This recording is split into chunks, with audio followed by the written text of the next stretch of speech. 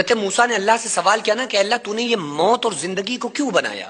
یہ کیا دنیا کا مقصد ہے کہ ایک بچہ پیدا ہوتا ہے، پیدا ہونے کے بعد ماں باپ اسے پرورش کرتے ہیں، بڑا کرتے ہیں، کوئی بچپن میں ہی انتقال کر جاتا ہے، کوئی جوانی تک رہتا ہے، کوئی بڑھاپے تک رہتا ہے، لیکن ایک وقت آتا ہے کہ اسے دنیا سے جانا ہوتا ہے، اسے رخصت ہونا ہوتا ہے۔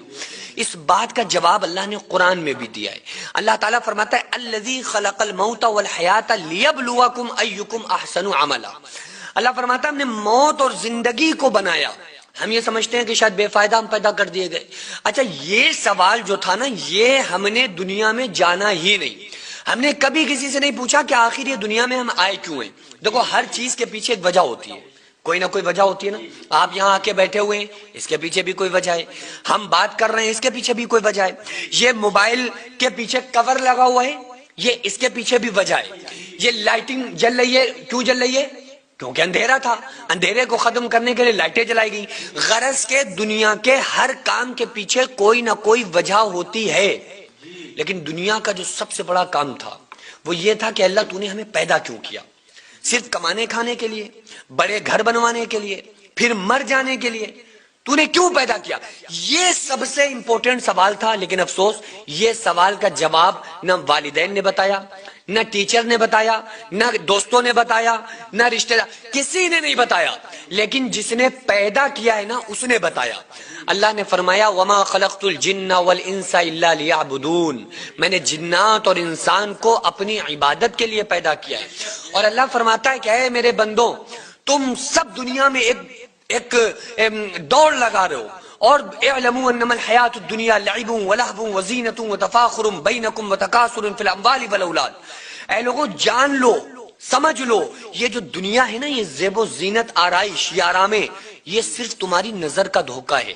دیکھو اللہ تعالیٰ کیسے سمجھا رہا ہے، کیسے پیار سے بتا رہا ہے کہ لوگوں، یہ جو تمہیں نظر آ رہا ہے یہ حقیقت ہے ہی نہیں۔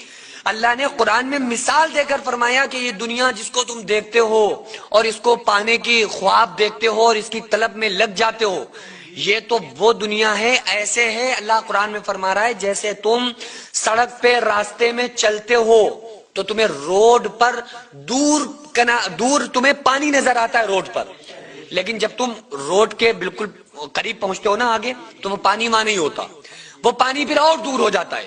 تو اللہ فرما رہا ہے اسی طرح سے تم دنیا کی طلب میں لگے ہوئے ہو، دنیا تمہارے ہاتھوں سے نکلتی جا رہی ہے اور تم دنیا کو پانے کی طلب میں دنیا کے پیچھے پیچھے دوڑتے جا رہے ہو۔ تو اللہ نے فرمایا زیب و زینت، آرائش جو دنیا میں عیش و عشرت دیکھ رہے ہو، اس کی کوئی حقیقت نہیں ہے۔ اللہ فرما رہا ہے تمہیں دھوکے میں ڈال رہی ہیں چیزیں، یہ مت کرو۔ یہ موت اور زندگی کو اللہ نے ایک مقصد کے لیے بنایا ہے، اور اس مقصد کا ذکر اللہ تعالیٰ نے سورہ ملک کی دوسری آیت میں کرتے ہوئے فرمایا الذی خلق الموت والحیات لیبلوکم ایکم احسن عملا، کہ اللہ فرماتا ہے ہم نے موت کو اور زندگی کو بنایا اس لیے تاکہ ہم دیکھیں گے، آزمائیں گے تم میں اچھے عمل کون کرتا ہے۔ یہاں پہ زیادہ عمل کی ریکوائرمنٹ اللہ نے نہیں کی، یہ نہیں بتایا کہ ہم دیکھیں گے زیادہ کون کرتا ہے، نہیں، اللہ نے کہا ہم یہ دیکھیں گے اچھے عمل کون کرتا ہے۔ ہمارا تھوڑا عمل جو روز کیا جائے وہ اچھا ہے، کبھی کبھی کے بہت سے عملوں سے، تو تھوڑا عمل ہم روز کریں۔ یہ نہیں کہ ایک دن آ گئی شب برات تو پوری رات ہم نے عبادتیں کر لیں، شب قدر میں خوب روز دھوئے، پوری سال پھر چھٹی، یہ نہیں۔ روزانہ اللہ کو یاد کرنا، اللہ کا ذکر کرنا، یہ اللہ دیکھے گا کہ تم میں اچھے عمل کون کرتا ہے۔ اور اللہ تو فرما رہا ہے کہ اے میرے بندو، دنیا میں فکر مند کیوں ہوتے ہو، کیوں پریشان ہوتے ہو؟ تم دیکھو اے میرے بندو، تم سب فقیر ہو۔ اللہ فرما رہا ہے کہ اگر تم مجھے پالو گے تو میرے خزانے تمہارے ساتھ ہوں گے، تو کیا ہوگا؟ تمہاری غریبی دور ہو جائے گی۔ اللہ فرماتا ہے اگر تمہارے پاس رہنے کے لیے گھر نہیں ہے، مکان نہیں ہے، تم اکیلے پڑ گئے ہو تو مجھے پالو۔ اللہ فرماتا ہے جب تم مجھے پالو گے تو کیا ہوگا؟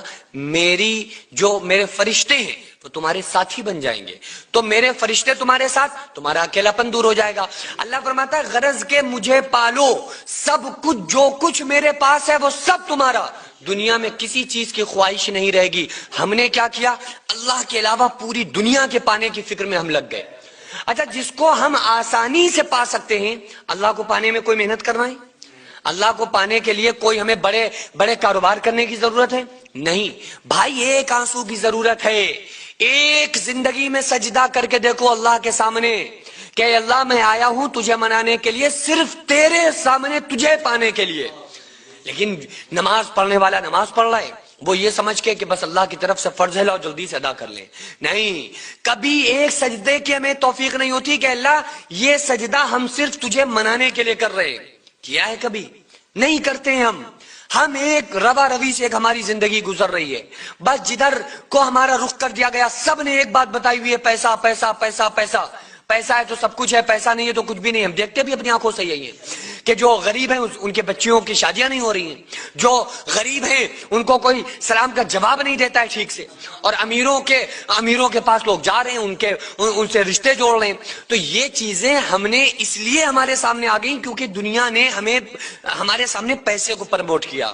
لیکن کبھی کسی بزرگ نے، اللہ والے نے پیسے کو کوئی ذرہ برابر بھی امپورٹنس دیے نہیں دیے۔ اللہ والوں نے تو دنیا کو چھوڑ دیا، ترک کر دیا۔ انہوں نے کیا کیا؟ اللہ کو پا لیا۔ جب انہوں نے اللہ کو پایا تو اللہ نے کیا کیا؟ اللہ فرماتا ہے کہ جب تم مجھے پالو گے تو میں پوری کائنات کو میں تمہارا غلام بنا دوں گا۔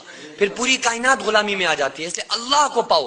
اللہ اسی کے لیے گلا کرتا ہے، یا ایھا الانسان، اے انسانوں۔ یہاں مومنوں کو نہیں کہا، یہ نہیں کہا گیا ایمان والوں نیکو، نہیں، اللہ فرما رہا ہے یا ایھا الانسان، اے انسانوں۔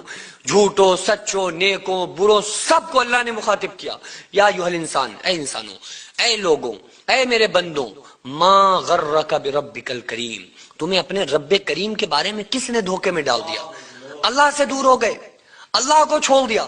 جاؤ اپنے رب کو پاؤ، اللہ کو پالو گے، اللہ کی طاقتیں تمہارے ساتھ ہوں گی، تمہاری کمزوری دور ہو جائے گی۔ اللہ کو پالو گے، اللہ کے خزانے آپ کے ساتھ ہوں گے، آپ کی غریبی دور ہو جائے گی۔ اللہ کو پالو گے، دنیا بھی اللہ کامیاب دنیا میں بھی بنائے گا اور آخرت میں بھی بڑے انعامات سے نوازے گا۔ وہ